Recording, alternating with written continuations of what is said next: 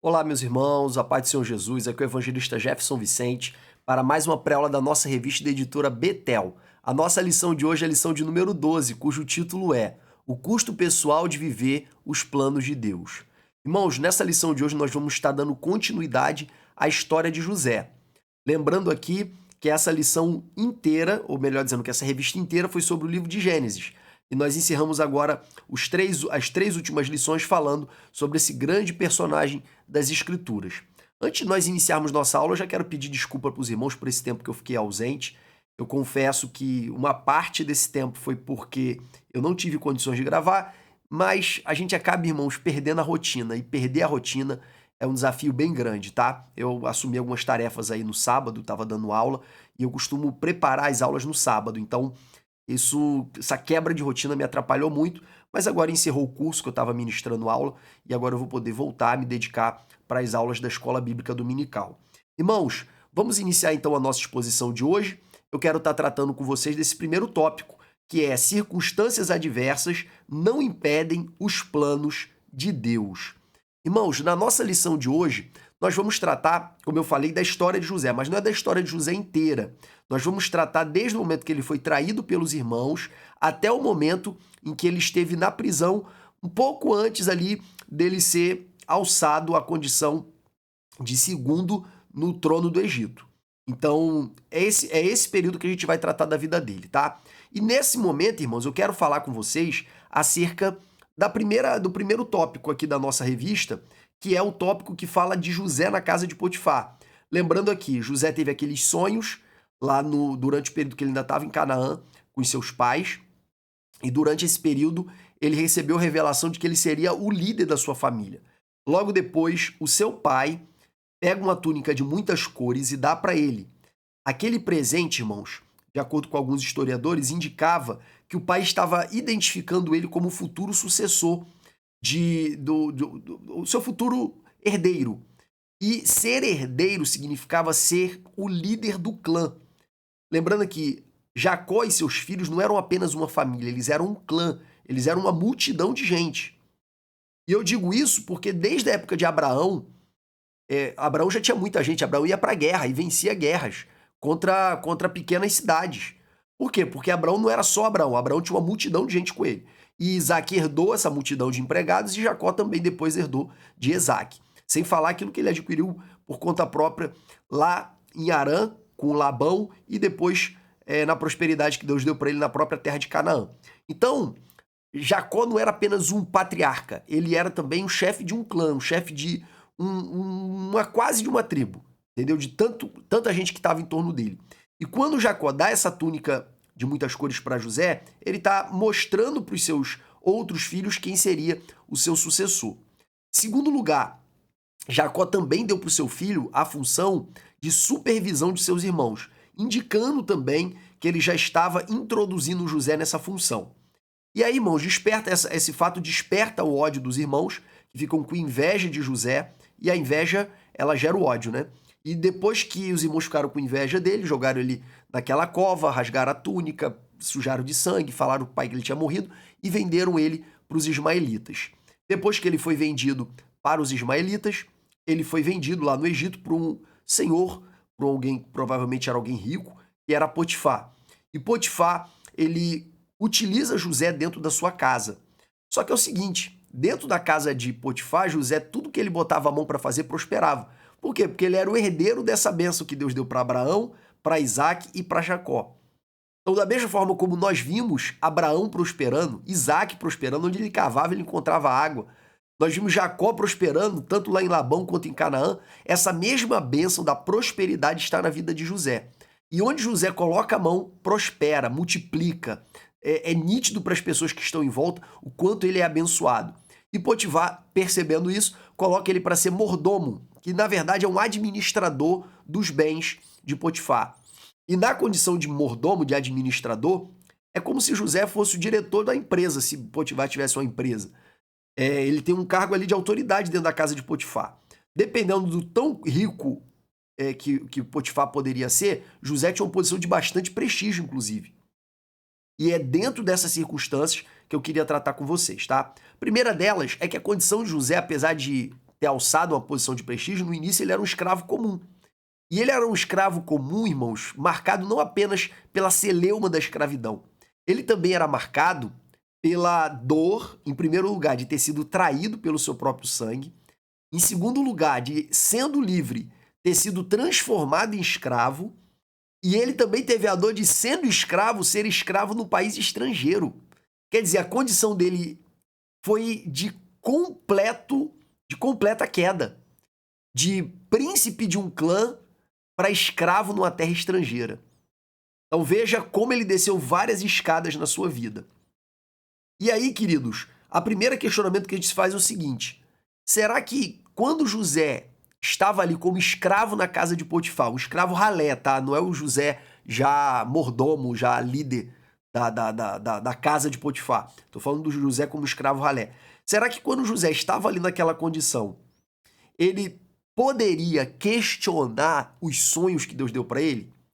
Bom, certamente sim, porque a gente funciona nessa lógica, né? Se as coisas vão bem, a gente acredita que os planos de Deus estão se cumprindo na nossa vida. Mas se as coisas vão mal, a gente passa a desconfiar dos sonhos dos planos de Deus para nós. Porque nós temos essa tendência. Eu costumo dizer que a fé é muito mais algo emocional do que racional. A fé, nossa, ela é abalada muito facilmente pelas circunstâncias.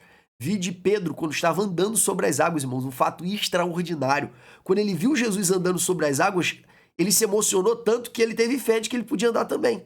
Mas no momento que o vento começou a soprar e a água começou a agitar ali debaixo do pé dele, Pedro perdeu a fé completamente.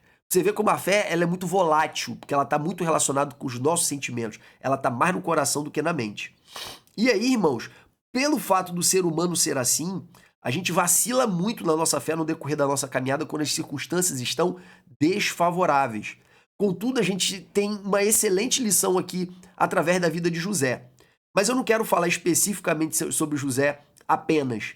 Eu quero falar também sobre outras pessoas que passaram por circunstâncias desfavoráveis e tinham todas as condições para questionar se os planos de Deus realmente estavam de pé na vida deles. E eu queria fazer isso falando acerca, por exemplo, da vida de Paulo. E aqui eu estou com um cenáriozinho um pouquinho diferente, tá? Aqui do meu lado, em cima da minha cabeça, nós temos aqui os tópicos da aula para te ajudar a se situar. Nós estamos no primeiro tópico, tá bom? E conforme a gente for passando, vocês vão poder acompanhando a evolução da aula, tá bom? Lembrando que só nessa aula aqui nessa aula aqui especificamente eu vou aprofundar mais o tópico 1. Os outros eu vou falar assim de maneira bem rápida.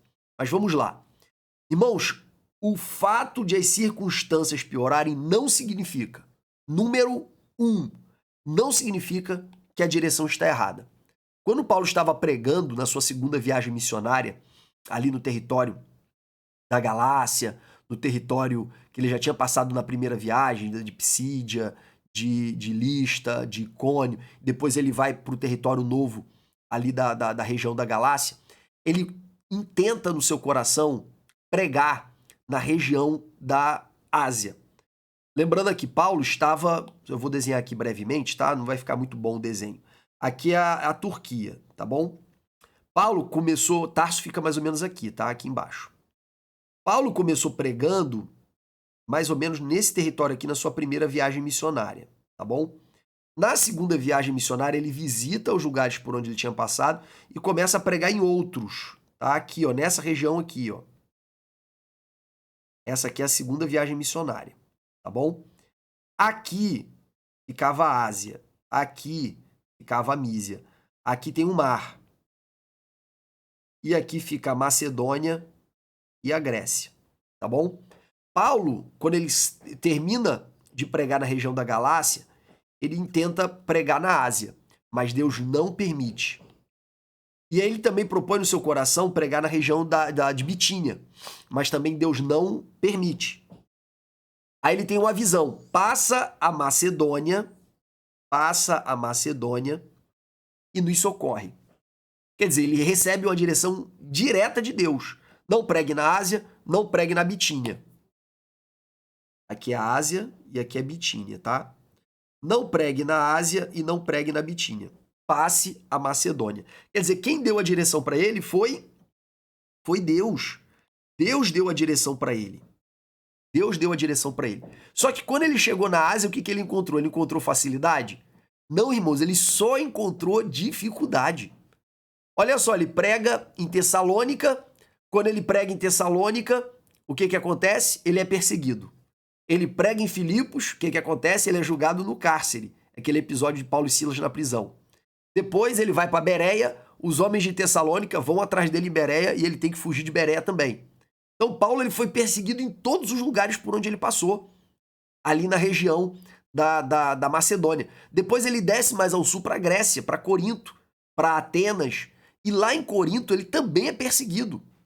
Então nós vemos que Paulo sofreu uma terrível perseguição nessa segunda viagem missionária depois que ele cumpriu a ordem do Senhor.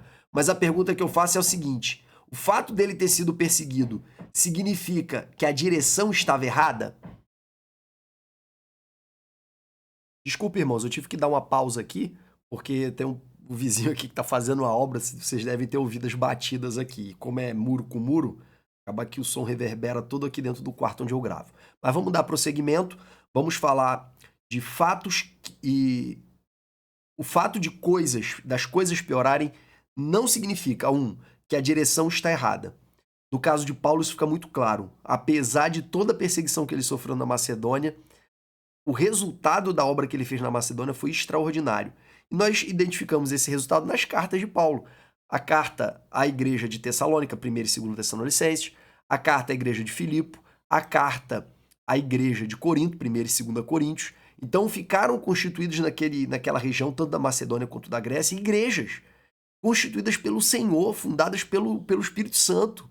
Então a gente observa muito claramente que apesar de todas as adversidades, apesar de tudo parecer que está conspirando contra, na verdade, Deus estava no negócio. Então não é porque a direção é de Deus que as coisas vão dar 100% certo. Não é porque tem várias coisas dando errada que Deus não deu aquela direção. Então, precisamos ficar atentos em relação a isso. A gente não pode olhar para as circunstâncias e dar para as circunstâncias o poder de decretar o nosso destino, de decretar a nossa fé, de decretar naquilo que a gente acredita. Teve um amigo meu que me ligou, falou que estava indo para Portugal, e eu senti do Espírito Santo de falar isso para ele. Falei, cara, não é porque Deus falou para você ir que as coisas serão fáceis. E eu até citei essa passagem de Paulo, Deus mandou ele passar a Macedônia. E quando Deus mandou ele passar a Macedônia, Deus falou muito claramente a direção que ele deveria tomar, mas nem por isso foi fácil. Aí ele falou para mim, Jefferson, eu tenho certeza que o que você está falando foi inspirado pelo Senhor, porque quando Deus falou comigo, o pregador estava pregando exatamente sobre esse texto. Então, a gente vê claramente que não é porque as coisas pioraram que Deus não deu a direção, tá? Segundo ponto que eu gostaria de destacar com vocês é que não é porque as coisas pioraram que Deus nos abandonou. Observa bem, irmãos, o que aconteceu, por exemplo, com Ismael. Agar fugiu, foi embora com Ismael, e ela pensou que Ismael iria morrer.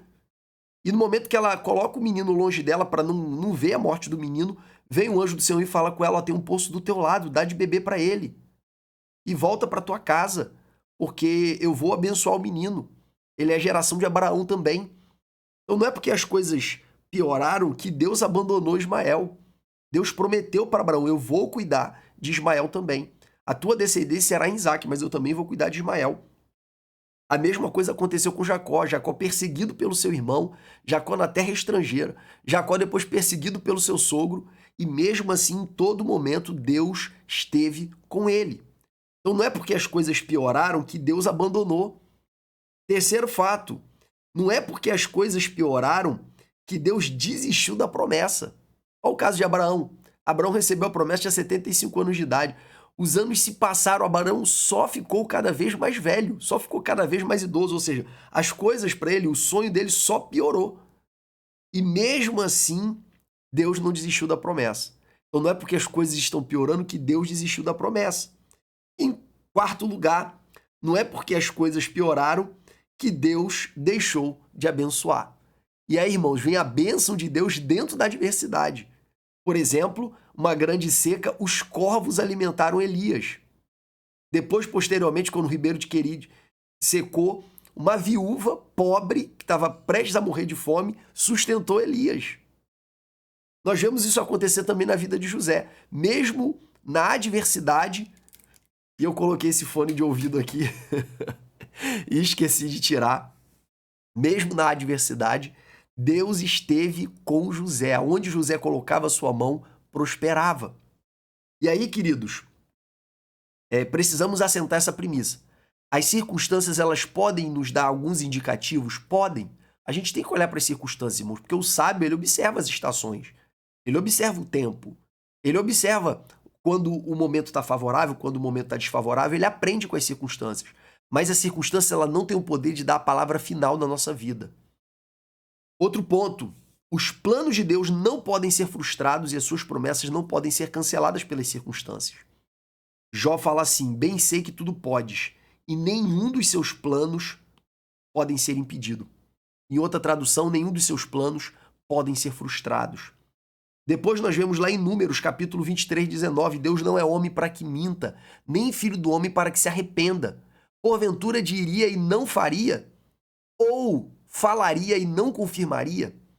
Então, irmãos, você vê claramente que Deus não mente, tá? Então não é porque as circunstâncias pioraram que Deus mudou de ideia, que Deus mudou seus planos, que os planos de Deus foram frustrados. E se eu sei, irmãos, que as circunstâncias desfavoráveis não mudam os planos de Deus, eu preciso ter uma postura diferente diante das circunstâncias. Nós vamos ver depois, mais na frente, que todas as coisas contribuem juntamente para o bem daqueles que amam a Deus. E que Deus é bom. Ora, irmãos, se Deus é bom, Ele é todo poderoso, e Ele faz com que todas as coisas cooperem para o meu bem, eu lhe pergunto, eu tenho alguma alternativa a não ser dar graças por tudo? Eu tenho algum direito de murmurar?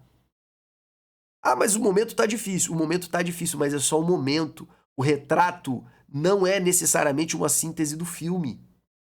O retrato nem sempre é um resumo do filme. Às vezes o retrato é só um retrato.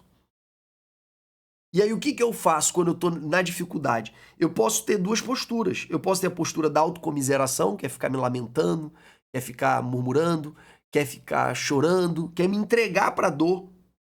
E isso vai abrir dentro de mim uma brecha para se desenvolver traumas. Ou eu posso reagir, ciente de que Deus é todo-poderoso, Ele é bom e me ama e faz com que todas as coisas cooperem para o meu bem. E aí é essa reação, irmãos, que vai definir se você realmente tem fé ou se você só anda por vista.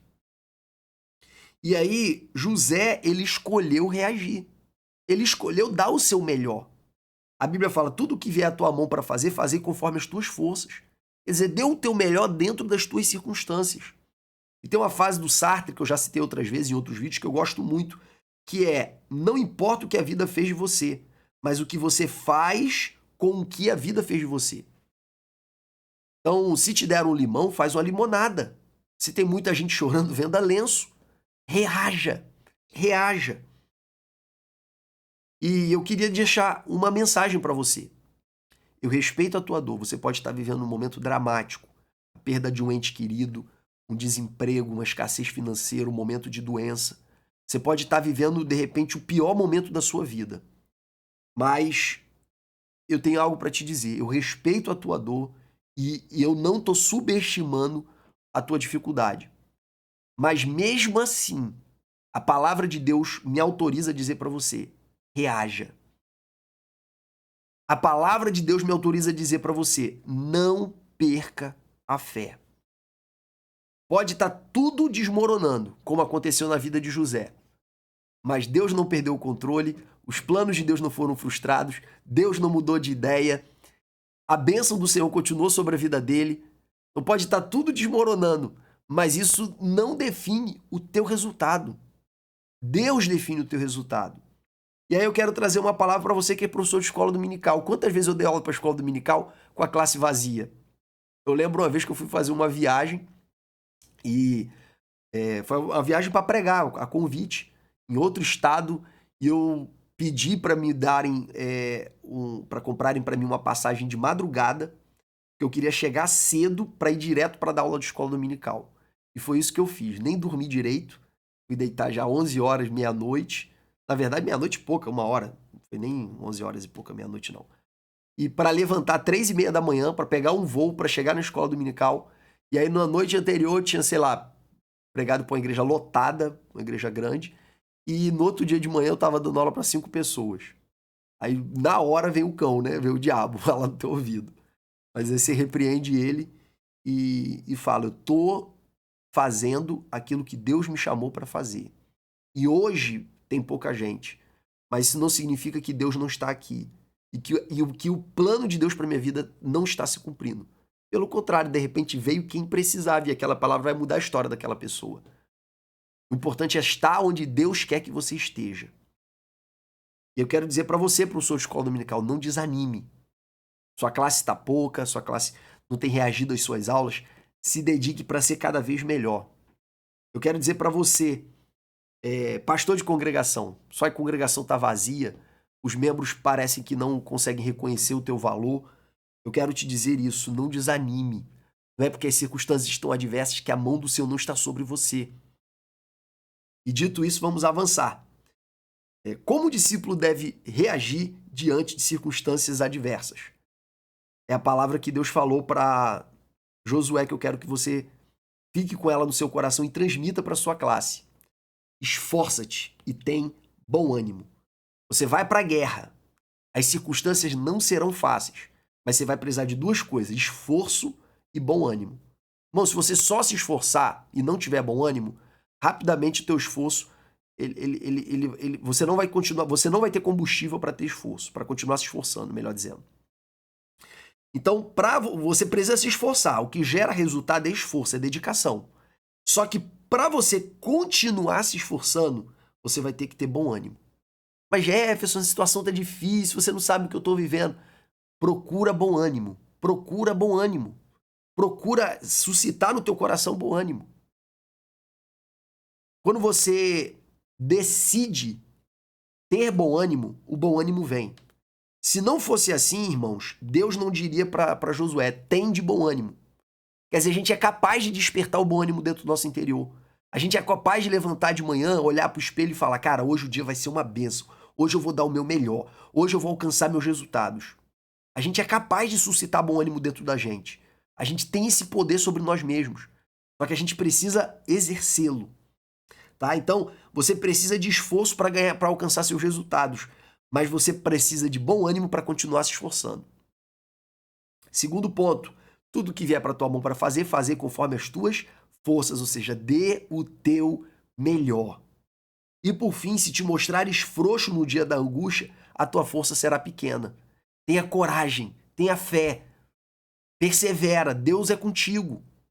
E às vezes a gente precisa dessas palavras, irmãos, porque eu sou ser humano, eu já tive momentos que eu fiquei desanimado, sem força, fraco. E você certamente já passou por isso também, e os seus alunos já passaram por isso também. Então quando você chega para ele, diz essas palavras para ele, vem o Espírito Santo que te usa e entra no coração deles e faz essa palavra ganhar vida no interior deles, tá bom? José, ele não se prostrou, ele não ficou se autocomiserando, se autolamentando, ele reagiu e ele prosperou por causa disso. E aí, queridos, qual foi a reação de José? Qual foi a postura dele? Como ele reagiu? Sendo o melhor servo que ele poderia ser. Sendo o melhor servo que o seu dono poderia ter. E ele cumpriu, sem saber, porque isso aqui só foi escrito muitos anos depois por Paulo, ele cumpriu o que Paulo instruiu para a igreja de Éfeso, onde ele diz para os escravos, servos aqui, pessoal, é escravos, vós servos, ou seja, vós escravos, obedecei aos vossos senhores segundo a carne, com temor e tremor, na sinceridade do vosso coração, como a Cristo. Isso aqui é uma palavra-chave, tá? Como a Cristo, não servindo à vista, como para agradar aos homens, mas como servos de Cristo. Irmãos, quando a gente serve aos homens, na verdade, a gente está servindo a Cristo. Eu dar uma aula de qualidade para vocês, além de estar servindo vocês, eu estou servindo principalmente a Cristo. Você dá uma excelente aula para a tua classe, você não está servindo somente os seus alunos, você está servindo a Cristo. Então, se você tiver uma classe pequena e você se desanimar, você não vai prestar um mau serviço apenas para a sua classe, você vai prestar um mau serviço para Cristo. Porque, no fundo, Você, ao servir aos homens, você está servindo a Deus. Então, por exemplo, quando você tem um emprego e você dá o seu melhor para a empresa lá do seu patrão, você não está fazendo somente para o seu patrão, você está fazendo para Cristo. Quando você se dedica bem para sua casa, para os seus filhos, para sua família, você não está fazendo só para sua família, você está fazendo para Cristo. Quando você, irmão, transcende o seu próprio eu em direção ao outro, você não está fazendo apenas para o outro, você está fazendo para Cristo. É por isso que Jesus disse, quando perguntaram para ele, quando te demos de comer, quando te demos de beber, quando te visitamos, quando te vestimos? Aí Jesus, quando você fez para um dos pequenininhos, a mim vocês fizeram. E aqui Paulo ele deixa mais claro isso, que ele transcende o âmbito da caridade. Ele mostra que servir ao outro, mesmo que não seja uma relação de caridade, também é servir a Cristo, quando você faz por excelência, porque tudo que é feito por excelência glorifica o nome do Senhor. Você acaba se tornando uma referência, um exemplo. E quando as pessoas tentarem identificar o que tem na sua vida de diferente, que faz você ser como é, elas vão reparar que você tem Jesus. E aí tem o restante aqui da instrução, depois os irmãos leiam, tá? Paulo está legitimando aqui a escravidão, irmãos? É claro que não. É que o evangelho, irmãos, ele ao mesmo tempo que ele é revolucionário, ele é contra-revolucionário, tá?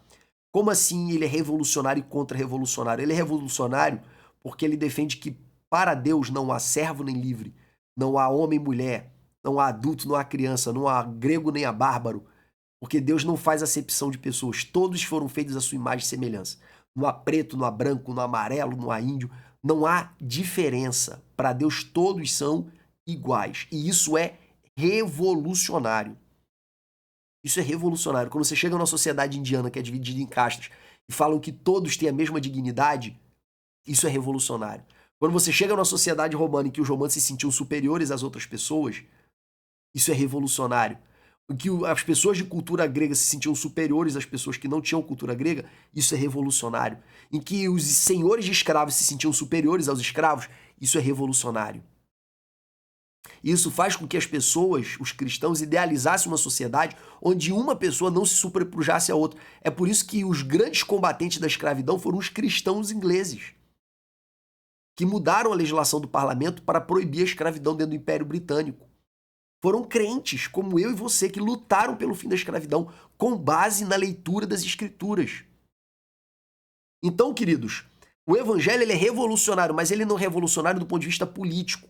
Ele não leva as pessoas para a guerra, para defender a mudança da sociedade através de ferramentas humanas, políticas, sociais. Ele faz a transformação primeiro por dentro, depois nas relações íntimas dos irmãos. E isso vai transbordando para toda a sociedade. Então o evangelho, ao mesmo tempo que ele é contra-revolucionário, porque ele diz, vós servos, sede submissos aos vossos senhores, vós mulheres, sede submissos aos vossos maridos, ele é revolucionário porque ele diz, mas você servo, não esqueça que teu servo, ou você senhor, não esqueça que teu servo é teu irmão. Você homem, não esqueça que a mulher faz parte do teu próprio corpo. E não se esqueçam que vocês são membros uns dos outros. Não se esqueçam que não existe superior e inferior nessa relação aos olhos de Deus, porque todos são iguais.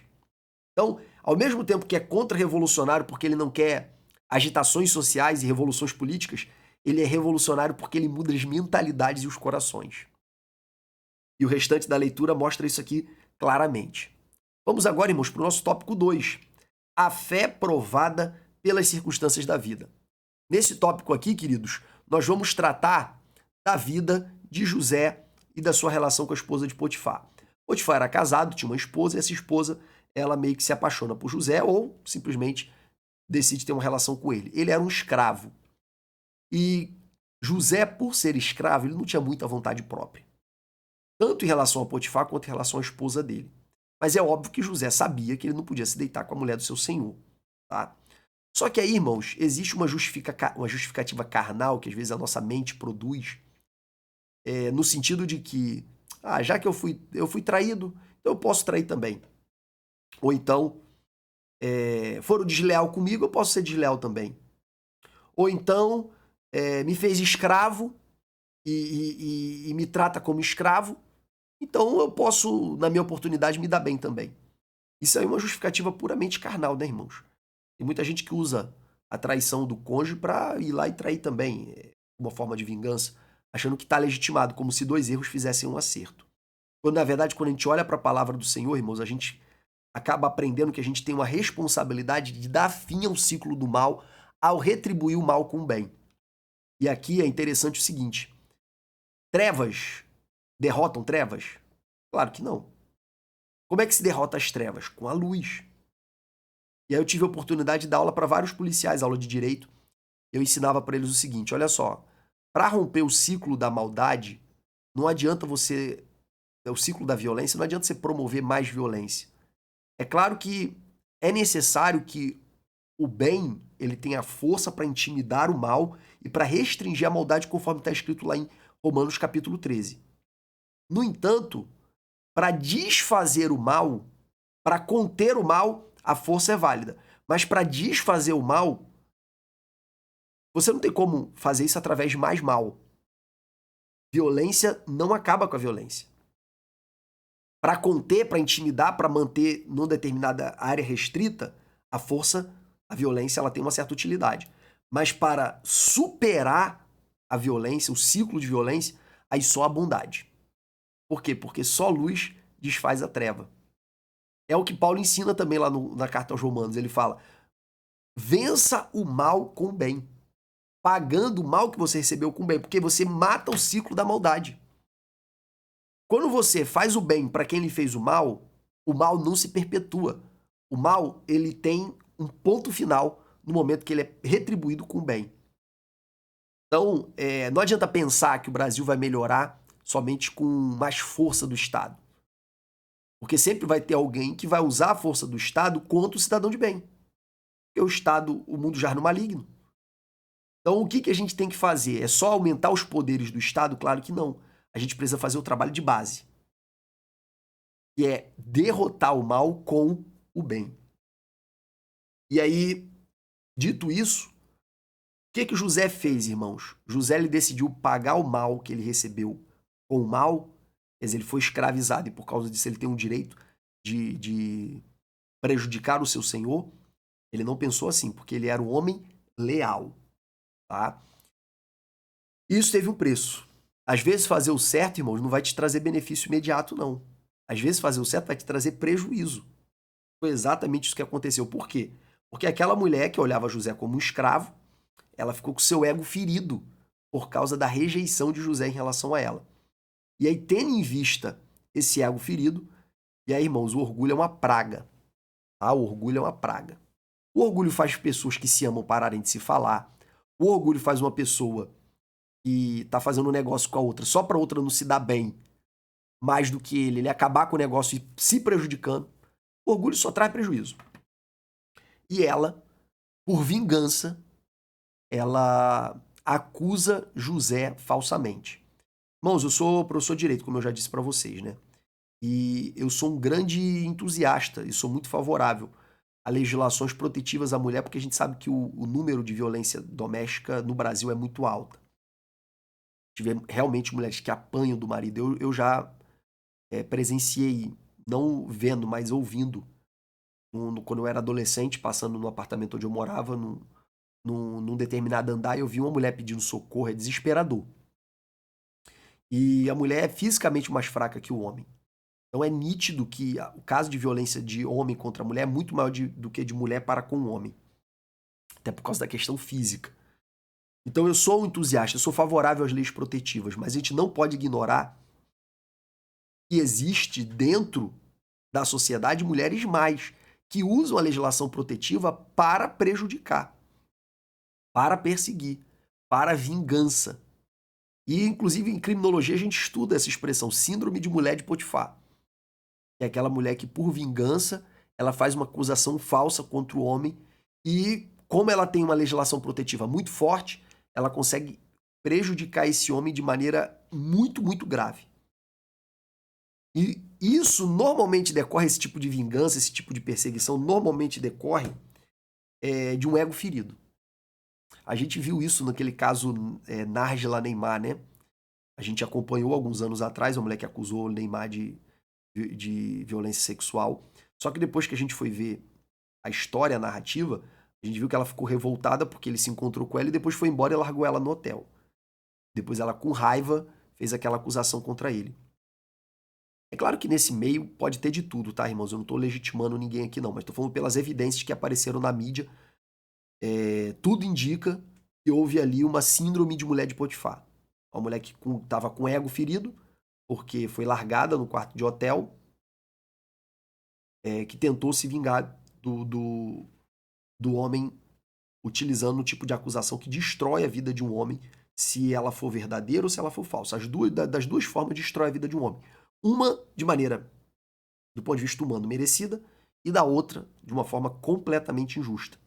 Eu já tive um pastor amigo meu, um pastor batista, inclusive era o pastor responsável pela atividade que a gente fazia dentro do presídio.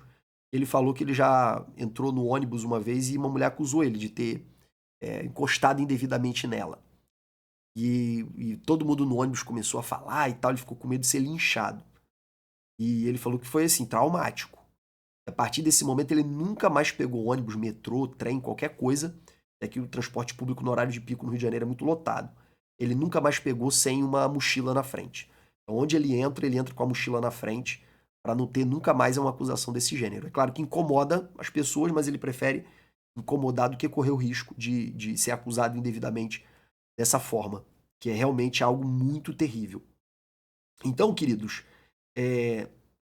normalmente a mulher é vítima do homem no tocante à agressão, tá? Mas a gente não pode se esquecer da síndrome de mulher de Potifar. É a mulher com ego ferido que, para se vingar, acusa o homem de algo que ele não fez. É complexo e cada caso é um caso, a gente nunca pode ter uma opinião sem ouvir os dois lados, sem ver todas as evidências, porque é muito recorrente, tá? Tanto para um lado, como infelizmente também para o outro, que é o caso das falsas acusações. Dito isso, vamos para o próximo tópico, que é não confunda. Aqui eu já estou falando do comportamento de José, tá? Não confunda resistir ao diabo com resistir ao pecado. Não confunda, tá? Em relação ao diabo, olha o que a Bíblia diz. Sujeitai-vos, pois, a Deus, resistir ao diabo e ele fugirá de vós. Irmãos, a Bíblia fala nitidamente para você resistir ao diabo. Então você vê que a fúria do inimigo está se levantando, o que você tem que fazer? Você tem que clamar mais, tem que jejuar mais. Não, não vou entrar nessa casa, não vou visitar, porque quando eu vou aí a fúria do inimigo é terrível contra a minha vida. Meu irmão, a ordem de Deus é finca o pé ali e estica a bandeira do sangue de Jesus naquele lugar. Deus te deu autoridade.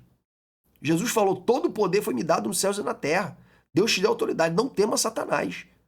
Então ora, jejua, busca, clama, expulsa, porque se você resistir o Satanás, ele vai embora. Ele não vai ficar. O diabo ele quer facilidade. Pedro fala a mesma coisa, para a gente resistir ao diabo. Só que a palavra de Deus, irmão, não fala para a gente resistir ao pecado. A palavra de Deus manda a gente fugir da tentação.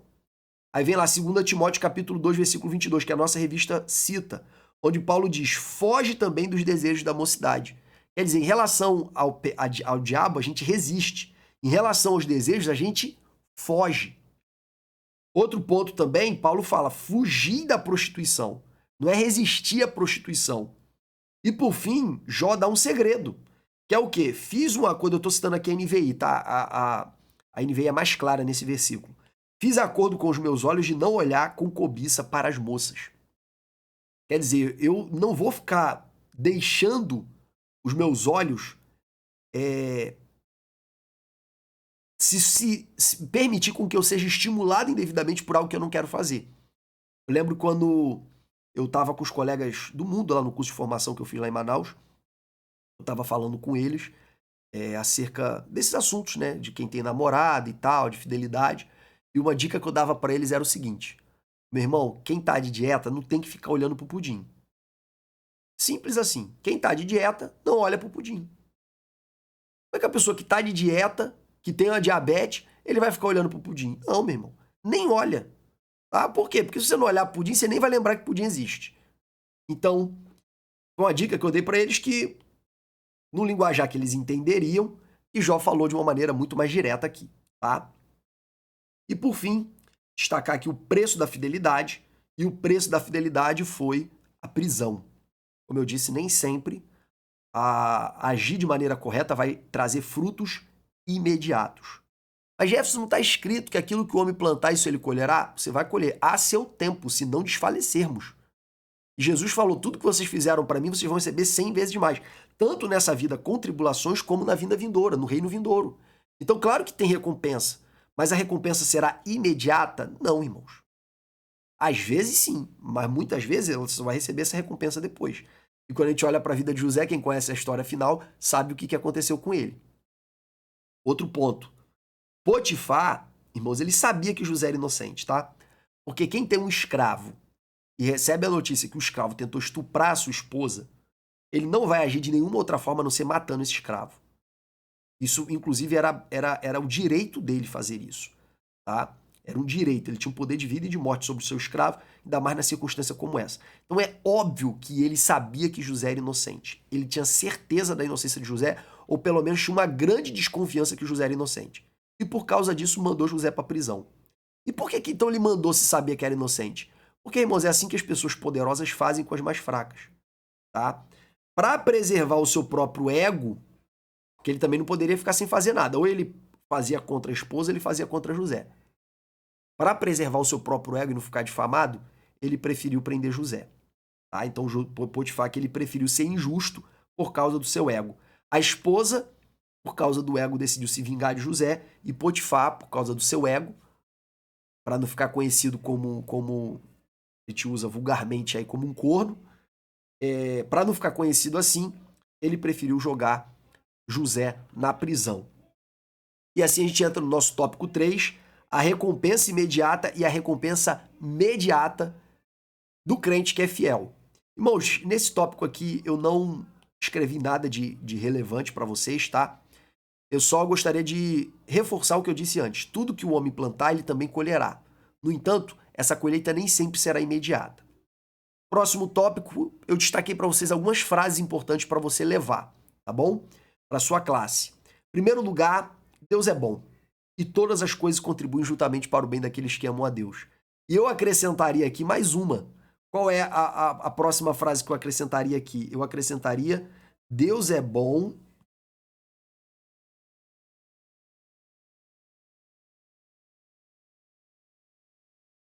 Todo poderoso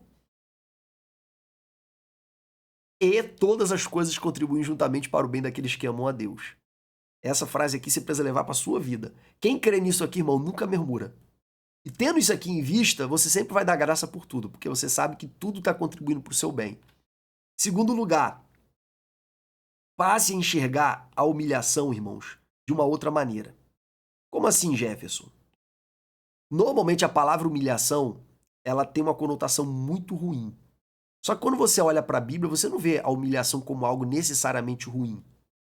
Ou pelo menos nem sempre. A própria Bíblia diz: humilhai-vos diante da potente mão do Senhor, para que ao seu tempo vos exalte.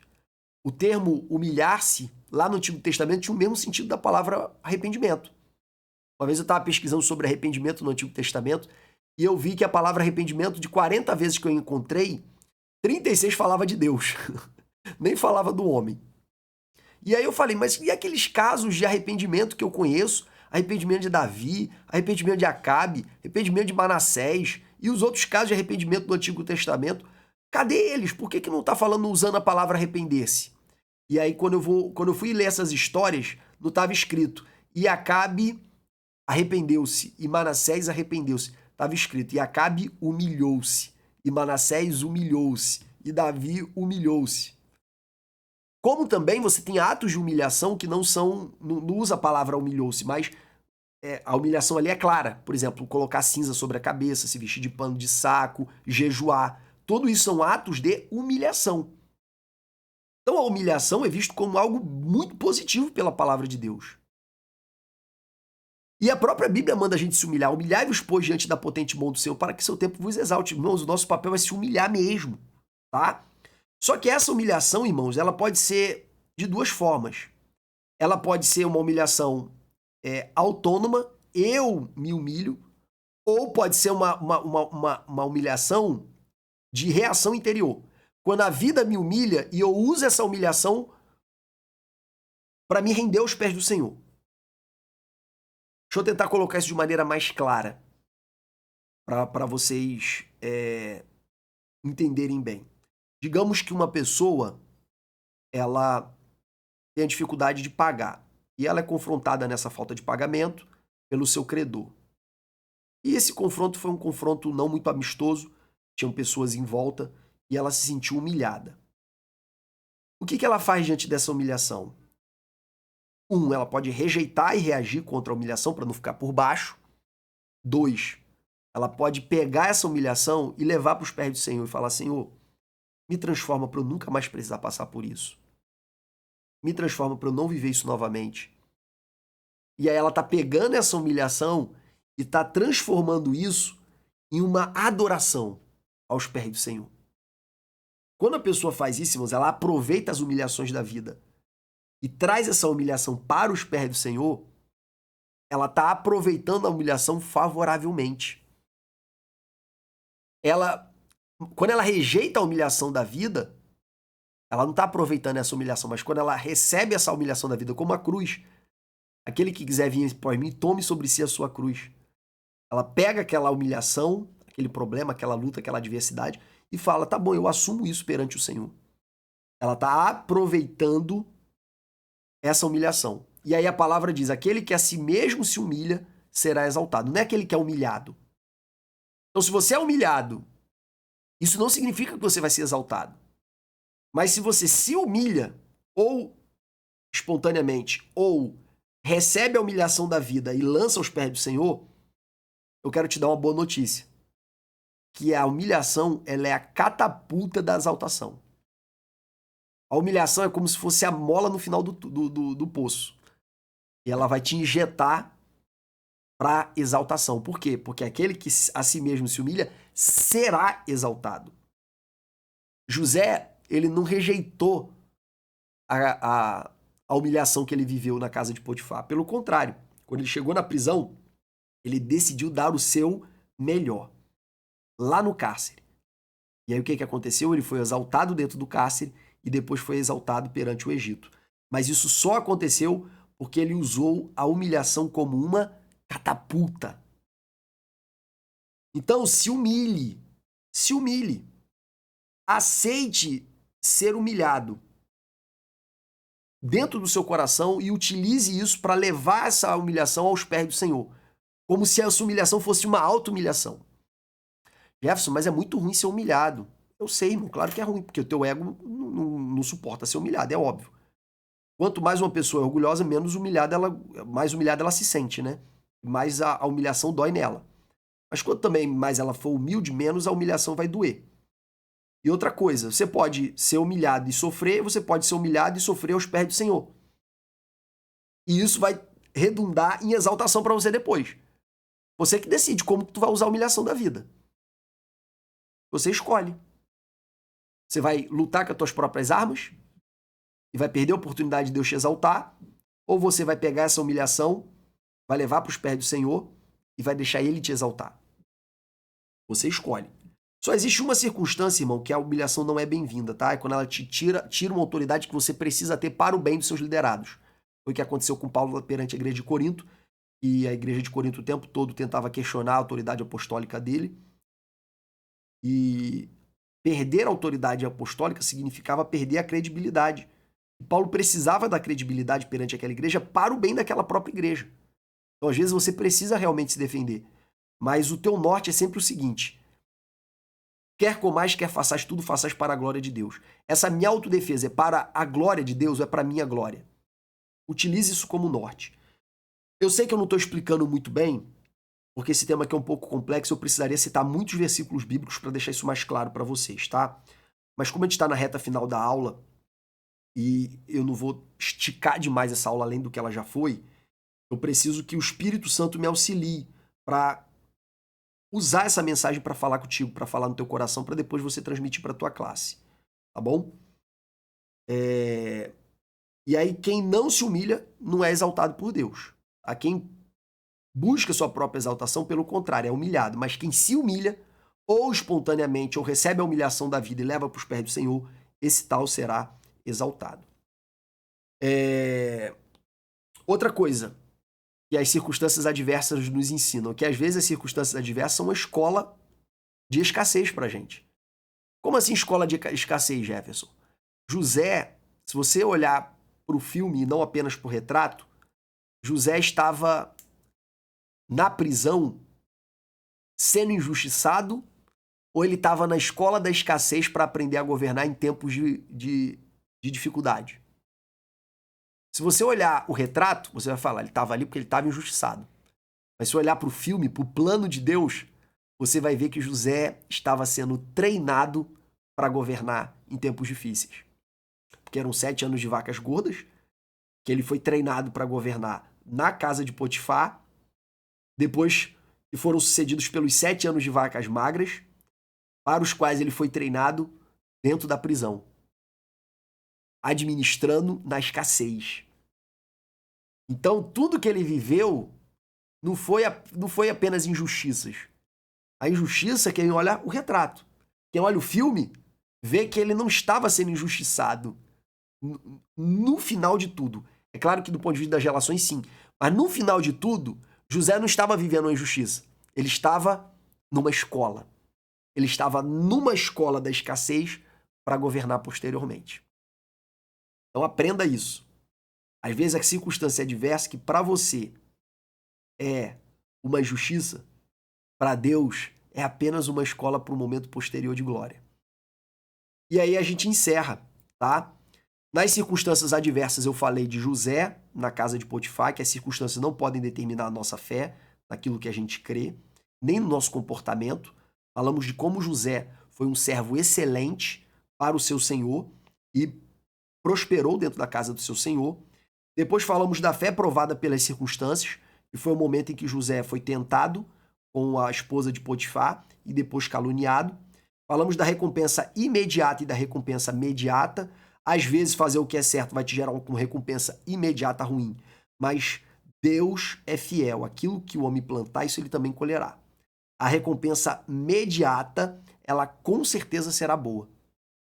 E por fim, citei algumas frases para vocês para reforçar tudo que a gente falou antes, e é assim que a gente conclui a nossa lição. Que Deus te abençoe e possa usar você poderosamente perante a sua classe, e nos vemos na próxima semana.